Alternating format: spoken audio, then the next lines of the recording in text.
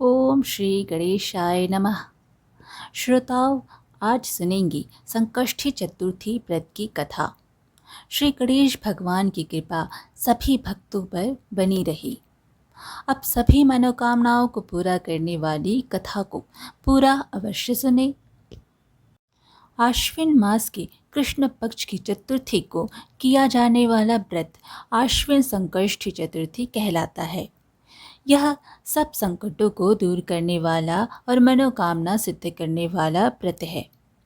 भविष्य पुराण में कहा गया है कि जब मन संकटों से घिरा महसूस करे तो गणेश चतुर्थी का व्रत करें। इससे कष्ट दूर होते हैं और धर्म, अर्थ, मोक्ष, विद्या, धन व आरोग्य की प्राप्ति होती है। कथा इस प्रकार है। पौराणिक कथा के अनुसार एक समय युधिष्ठिर ने पूछा कि हे कृष्ण जी, मैंने सुना है कि आश्विन कृष्ण चतुर्थी को संकटा चतुर्थी कहते हैं। उस दिन किस भांति गणेश जी की पूजा करनी चाहिए? हे जगदीश्वर, आप कृपया करके मुझसे विस्तार पूर्वक कहिए। श्री गणेश जी ने उत्तर में कहा कि प्राचीन काल में यही प्रश्न पार्वती जी ने गणेश जी से किया था कि हे देव, आश्विन मास में किस प्रकार गणेश जी की पूजा की जाती है, उसके करने का क्या फल होता है, मेरी जानने की इच्छा है। यह सुनकर गणेश जी ने कहा, हे माता, सिद्धि की कामना रखने वाले व्यक्ति को चाहिए कि आश्विन मास में कृष्ण नामक श्री गणेश की पूजा पूर्वोक्त विधि से करें। इस दिन भोजन ना करें तथा क्रोध, पाखंड, लोभ आदि का परित्याग कर गणेश जी के स्वरूप का ध्यान करते हुए पूजन करें। आश्विन कृष्ण चतुर्थी का व्रत संकटनाशक है। एक समय की बात है कि बाणासुर की कन्या उषा ने सुषुप्तावस्था में अनिरुद्ध का स्वप्न देखा। अनिरुद्ध के विरह से वह इतनी कामासक्त हो गई कि उसके चित्त को किसी भी प्रकार से शांति नहीं मिल रही थी। उसने अपनी सहेली चित्रलेखा से त्रिभुवन के संपूर्ण प्राणियों के चित्र बनवाए। जब चित्र में अनिरुद्ध को देखा तो कहा, मैंने इसी व्यक्ति को स्वप्न में देखा था। इसी के साथ मेरा पाणी ग्रहण भी हुआ था। हे सखी, यह व्यक्ति जहाँ कहीं भी मिल सके ढूंढ लाओ, अन्यथा इसके वियोग में मैं अपने प्राण छोड़ दूंगी। अपनी सखी की बात सुनकर चित्रलेखा अनेक स्थानों में खोज करती हुई द्वारकापुरी में आ पहुंची। वहां अनिरुद्ध को पहचान कर उसने उसका अपहरण कर लिया। चित्रलेखा राक्षसी माया जानती थी। रात्रि में पलंग सहित अनिरुद्ध को उठाकर वह गोधूली वेला में बाणासुर की नगरी में प्रविष्ट हुई। इधर प्रद्युम्न को पुत्र शोक के कारण असाध्य रोग से ग्रसित होना पड़ा। अपने पुत्र प्रद्युम्न एवं पौत्र अनिरुद्ध की घटना से श्री कृष्ण जी भी विकल हो उठे। रुक्मिणी भी पौत्र के दुख से दुखी होकर बिलखने लगी। पतिव्रता रुक्मिणी खिन्न मन से श्री कृष्ण जी से कहने लगी कि हे नाथ, हमारे प्रिय पौत्र का किसने हरण कर लिया, अथवा वह अपनी इच्छा से ही कहीं गया है। मैं आपके सामने शोकाकुल हो अपने प्राण छोड़ दूंगी। रुक्मिणी की ऐसी बात सुनकर श्री कृष्ण जी यादवों की सभा में उपस्थित हुए। वहां उन्होंने परम तेजस्वी लोमश ऋषि के दर्शन किए। उन्हें प्रणाम कर श्री कृष्ण ने सारी घटना कह सुनाई।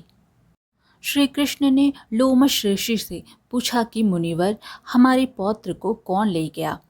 वह कहीं स्वयं तो नहीं चला गया है? हमारे बुद्धिमान पौत्र का किसने अपहरण कर लिया, यह बात मैं नहीं जानता हूँ। उसकी माता पुत्र वियोग के कारण बहुत दुखी है।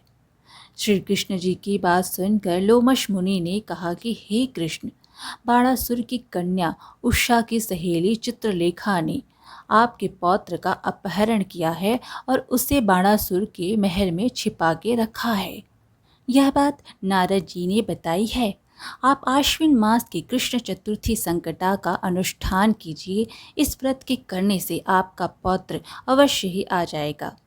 ऐसा सुनकर मुनिवर वन में चले गए। श्री कृष्ण जी ने लोमश ऋषि के कथनानुसार व्रत किया। हे देवी, इस व्रत के प्रभाव से उन्होंने अपने शत्रु बाणासुर को पराजित कर दिया। यद्यपि उस भीषण युद्ध में मेरे पिता यानी कि शिव जी ने बाणासुर की बड़ी रक्षा की, फिर भी वह परास्त हो गया।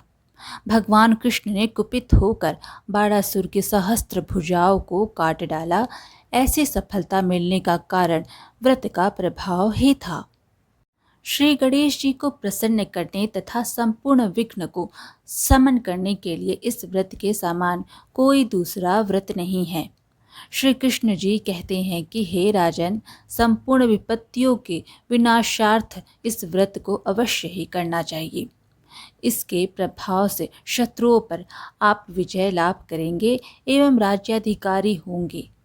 इस व्रत के महात्म्य का वर्णन बड़े बड़े विद्वान भी नहीं कर सकते। हे कुंती पुत्र, मैंने इसका स्वाम अनुभव किया है। यह मैं आपसे सत्य कह रहा हूँ। अब सुने चौथ माता की कथा। एक गांव में एक सेठ सेठानी थे। उनके एक बेटा और बहू थे। बहू सबको भोजन करा के फिर स्वयं भोजन करती। एक पड़ोसन ऐसी भी थी जो रोज पूछती कि बहू, आज क्या बनाया खाया है। बहू कहती ठंडो बासी।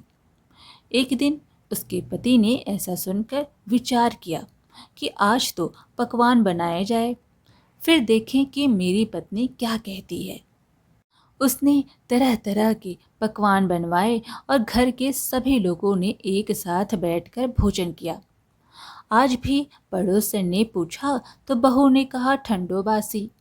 सेठ के लड़के ने सोचा, हो ना हो कोई बात अवश्य है जिससे कि मेरी पत्नी ऐसा कहती है। उसने पत्नी से पूछा, तुम रोज ठंडो बासी खाया ऐसा क्यों कहती हो, जबकि हम सबने एक साथ बैठकर कई तरह के पकवान खाए। उसकी पत्नी बोली, हम जो खा रहे हैं वह बड़े बुजुर्गों की कमाई है। जिस दिन आप कमा कर लाओगे उस दिन मैं समझूंगी कि ताज़ा भोजन कर रहे हैं। अब एक दिन लड़के ने माँ से कहा, मैं एक बड़े शहर में कमाई करने जा रहा हूँ। माँ बोली, बेटा अपने पास इतना धन है कि खाया नहीं खुटेगा। माँ के मना करने पर भी बेटे ने स्वयं कमाने का दृढ़ निश्चय कर लिया और जाते समय पत्नी से कहा, मैं जब तक कमा कर बहुत सा धन लेकर ना आऊं तुम चूल्हे की आग मत बुझने देना। एक दिन चूल्हे की आग बुझ गई तो वह मन ही मन में घबराने लगी, कहीं मेरे पति पर संकट तो नहीं आन पड़ा।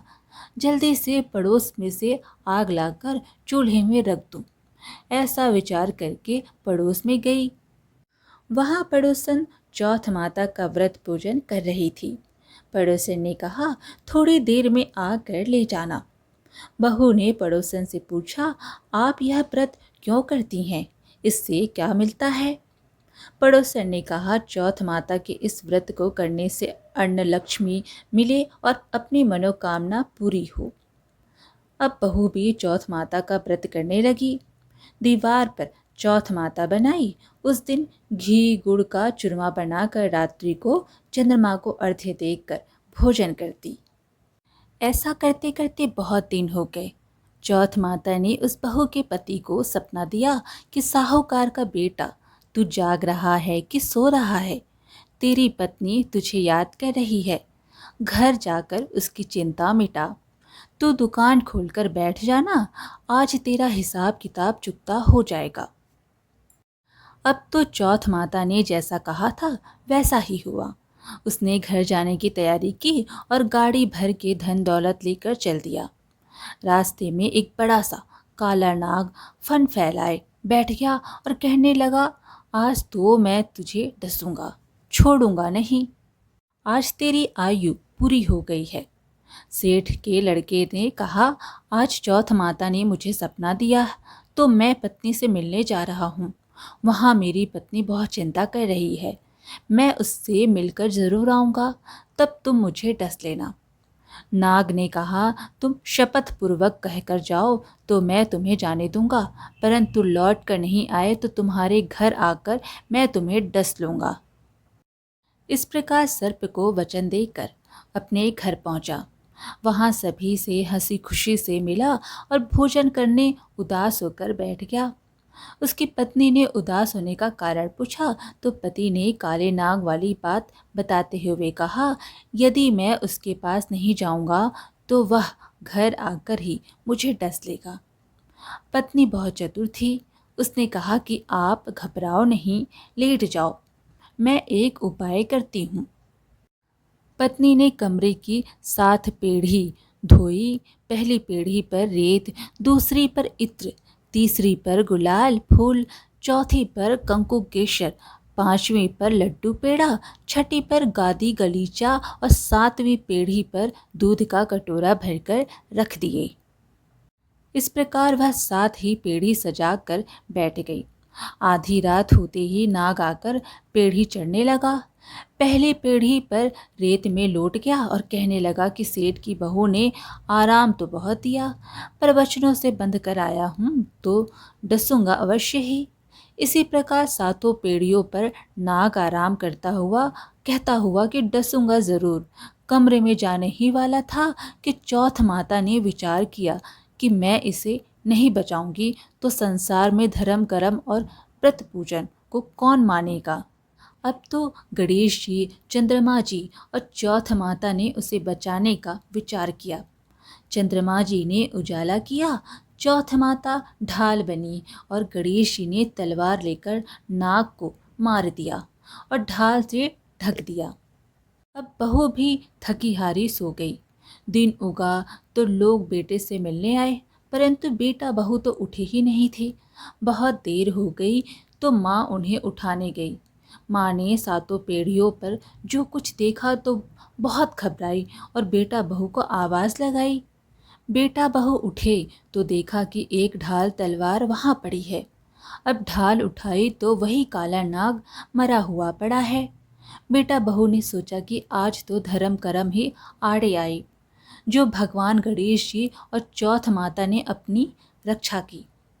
हे चौथ माता, आपने जैसी सेठ के बेटे बहू की रक्षा की वैसी सबकी रक्षा कीजो। बोलिए चौथ माता की जय।